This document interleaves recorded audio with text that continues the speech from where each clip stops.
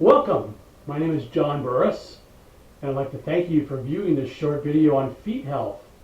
This is called Flat Feet for Health Part 1. In this short video, I will be demonstrating a brand new model about the foot. Most of us were taught to believe a very errant model about the foot. I'm going to present to you a brand new model that will reshape your feet and reshape your life. I've been in the health and healing business for 35 years as a body worker, massage therapist, yoga teacher, and what I've learned is that most of us were taught incorrectly about our feet. In other words, the anatomy that was taught to us is incorrect. So in this short video, I'm going to reshape your whole perception of the foot, and hopefully that will help heal your body. This is the first of a three-part series. In the first part, we'll explore more of the anatomy of the foot. The second part will explore perhaps the politics of the feet. And the third part will explore ways to start healing the feet. So get ready, because we're going to reshape your whole perception of the foot in this short video called Flat Feet for Health. I know that sounds crazy because most of us were taught to believe that flat feet were somehow evil and bad and horrible, but I'm going to share with you and tell you how flat feet are actually the healthiest of all feet. And I'll show you many different models and demonstrations of how that's true. So here we go. So first we need to look at what the foot is exactly. It's not simply one location. It's a series of muscles, fascia, tendons, ligaments that all connect with bones and support the weight of our body. It's actually the foundation of the base of who we are. A healthy foot is going to support the rest of the structure. The problem arises is we're taught to believe that the foot's a column that needs to be strengthened. You've heard this over and over again. We're taught to believe by the media, by personal trainers, medical doctors, shoe salesmen, we want to strengthen our arches and support a strong arch and build our arches. Well, that's an incorrect model, because the foot is not a column to be strengthened. The foot is more of a spring or a tensegrity model that needs to be softened and loosened. So from the very beginning, we're taught to believe to strengthen our arches, and we should be taught to believe to loosen our arches and to become a person with a more flexible foot, not a hardened foot. When you think about it, if a tight back is a bad thing and a tight neck is a bad thing, why is a tight foot somehow a good thing? Because when you have hardened arches, that's a bad thing. Why are we taught to harden our arches when that in the rest of the body doesn't seem like a good idea after all? So here's where our first belief challenge comes in today. So we're taught to believe that the foot's a column. So I'll present two blocks, for example. This is a column. We're taught to believe the body's a column of blocks stacked on top of each other. So what we're taught to believe is we need to strengthen our arches, build our arches to support the column in the body. The problem is the human body is not a column at all. The human body is a series of cables and pulleys called a tensegrity model. There should be flex and bend in it. Flex and bend in it. Your foot should act like a spring, not a solid, rigid arch is what they're doing. So the human body is actually a tensegrity model that needs to be a spring. So when you stand up, for example, your foot's supposed to flatten. When you have the column model, when you stand up, guess what happens? Your foot does not flex at all. You now have a tight fascia in the bottom of the foot, tight shin muscles, tight ankle muscles, and your foot is not flexible. So the whole perception of our foot is wrong. We're not a column. We're a flexible spring called a tensegrity model. Here's the picture of a suspension bridge. When there's no weight on the suspension bridge, as in this picture here, the bridge has an arch to it. And The cables and the pulleys of the bridge in the forms of the ropes and the metal cables are going to support the bridge, just like in the tensegrity model that I showed you. When weight is applied to the bridge, like in this diagram here where cars are driving across, the bridge will flatten out because of the weight of the bridge, the weight of the cars.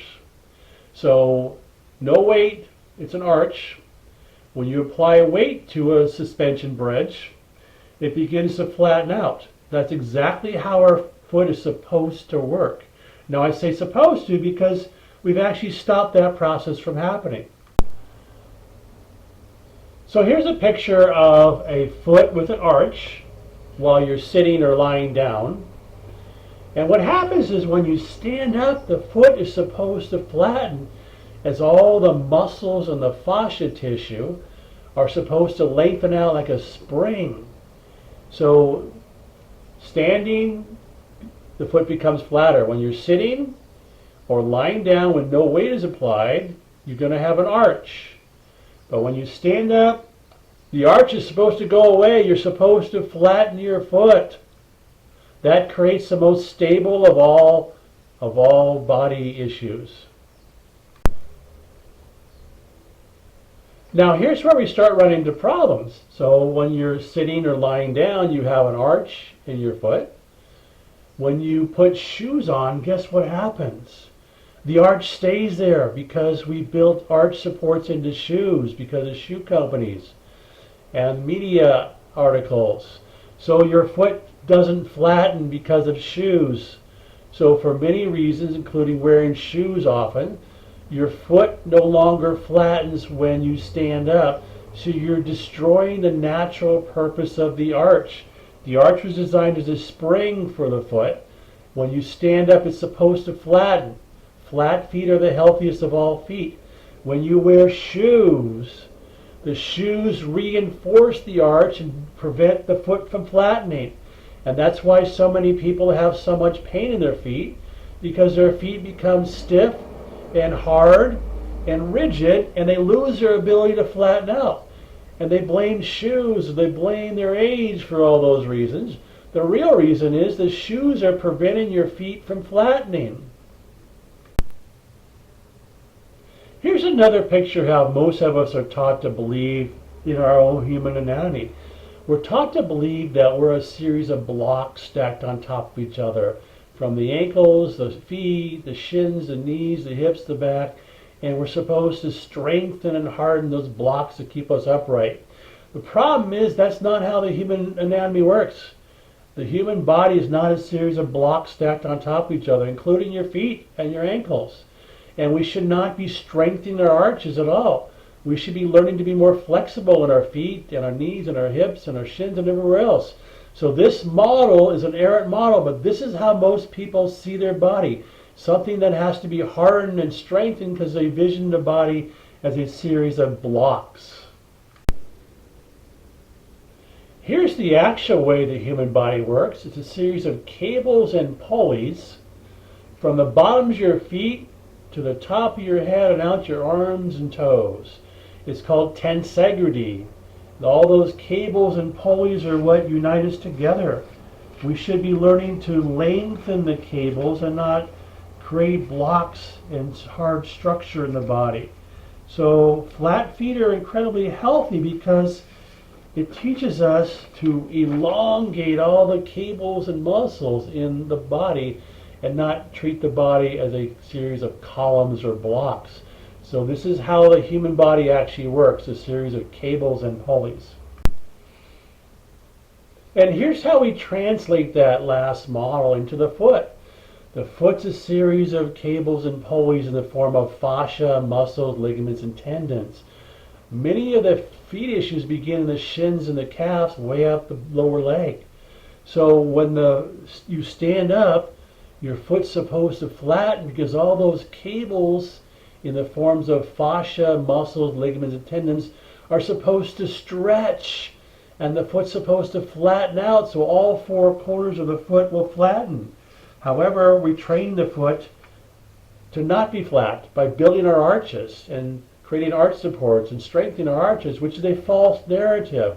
That's not how the body works. A flat foot is the healthiest of all feet because it supports you more than anything else. And once again, this is our bridge analogy. This is the suspension bridge. This is exactly how the foot is supposed to operate. When weight is applied, the bottom of your foot is supposed to flatten out so that all four corners of your foot touch the floor. You're not supposed to build arches. You're not supposed to have arches when you stand up. They're supposed to disappear in the natural world. Once again, this is the comparison of the two models. Most people are taught to believe that their body is a column that needs to be strengthened and hardened, and that includes those who try to strengthen their arches and build their arches. However, that's not how the human body works. The body is a series of cables and pulleys called tensegrity, and we should instead be learning to lengthen and elongate all those cables, including your feet, the muscles in your feet and shins, and that creates a healthier foot and a healthier body because flat feet are the healthiest of all bodies. So let me show you a model here of two different feet. So this is an arch foot. It's a tight foot. The arch in the bottom of the foot creates tightness. And when you stand up, it's supposed to flatten out and look like this. A flat foot. When you wear shoes a lot, you're training your foot to not flatten anymore. You're training the flatness out of your foot. You're creating your own pain, your own discomfort. The foot should flatten out when you stand up. You should not keep the arch when you stand up. So the problem is when you wear arch supports, you're correcting the shoe, you're not correcting the foot. So people go, wow, my foot pain went away when I put arch supports in. Well, guess what? You still have an arched foot and all the other chaos that goes with it. And now it's comfortable because you have a tight fascia in the bottom of the foot, tight musculature, and you're supporting the deformity in a way. So an arched foot is actually a deformed foot, and I'll show you a little bit later how that works. Also, one thing to think about is, in the mechanistic view of life, we think about a body part being exactly where we see it. So this is a mock-up of the shin area, the foot here, and the calf here. Most of the muscles that create the feet arches and support the feet start in the shin area, way up behind the knee, way up top here. They come down and they cross over, and the gastrocnemius muscle in back of the leg goes underneath, creates the plantar fascia, and the peroneal muscles on the side of the leg create some of the arching, and the anterior tibialis muscle comes down and it creates the arching. So many people's issues start in their shins because their tight shins won't let their feet relax. So why do we have tight shins? Well, all that fitness, running, jumping, pounding, baseball, basketball, football, hiking, it creates a tight shin area, and all those muscles here glued together. As they come down and cross over and go into the foot, it won't let the foot relax. So you start with this high arch because your shins are too tight. So let me show you a little bit more how that works. Here's one reason many people have hardened arches, because their shins are too tight. All the muscles in their shins are way too tight. So for example, this is the anterior tibialis muscle. It starts way up here on the outside of the knee, and it comes down, it crosses over, and it connects to the arch on the inside of the foot. And when it's tight up here, it creates an arching down here that doesn't let go.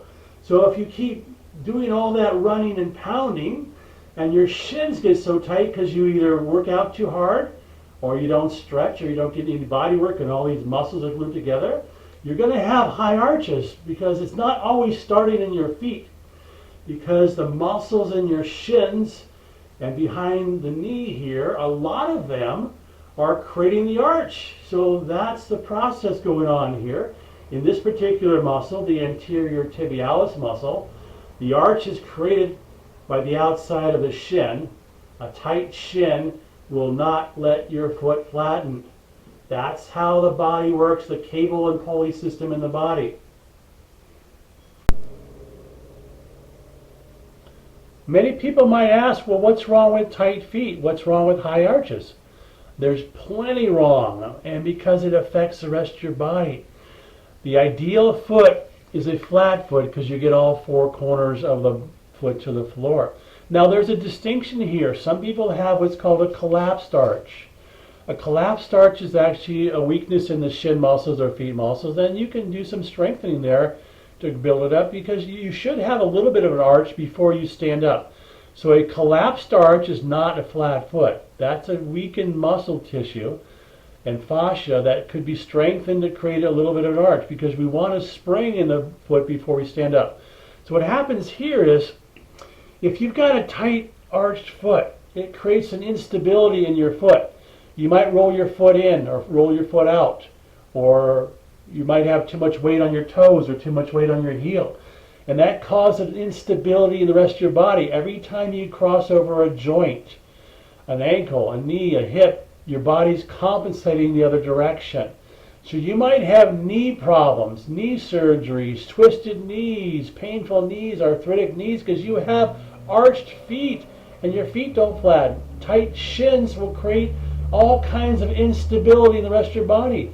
You might start having hip issues where a rotated leg creates a imbalance in the hip socket, or sciatic or lower back pain, or even neck pain, all because you have arches in your feet and your feet are unstable and you cannot flatten them to the floor.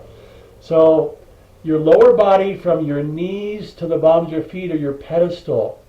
Any instability in there will radiate up the rest of your body and you're going to start having other problems, hip issues, knee issues, back issues, neck issues, because your feet have lost the ability to flatten. So let me demonstrate how an unstable arched foot affects the rest of the body here. So if your foot is arched here, it creates a spiral on your leg because you're not connecting the floor of all four corners of your foot. And that creates a spiral in your leg and start to shift up the leg and in the hip. Now you might have a hip issue because your foot is creating a spiral in it. Remember we talked about how the shin muscles are going to affect the rest of the body? So if you can't get a flat foot, you're going to create a spiral in your lower leg. You're going to start to create an arching and a spiral in your leg. Perhaps your quadriceps or hamstrings begin to tighten. You start to shift your hips, and all of a sudden your hips are out of whack. You might have your neck out of whack. Way up here, your neck is now out of whack because your feet are out of whack. So any kind of arching of your feet where you can't flatten your feet on standing creates an instability in your knees, in your hips, in your back here, and maybe all the way into your neck and shoulders. So that all begins in the ground floor of your body. As if you're in a building and the ground floor is off, then the rest of the floors will be off too. So flat feet are the healthiest feet because they create stability in your body. Arched feet create instability in the body.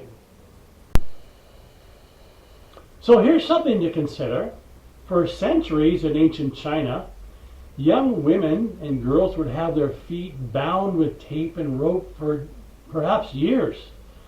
It was considered a sexy symbol, mostly men doing it on young girls and women, and it created a deformed foot.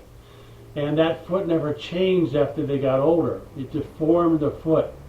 So guess what happens in our own society?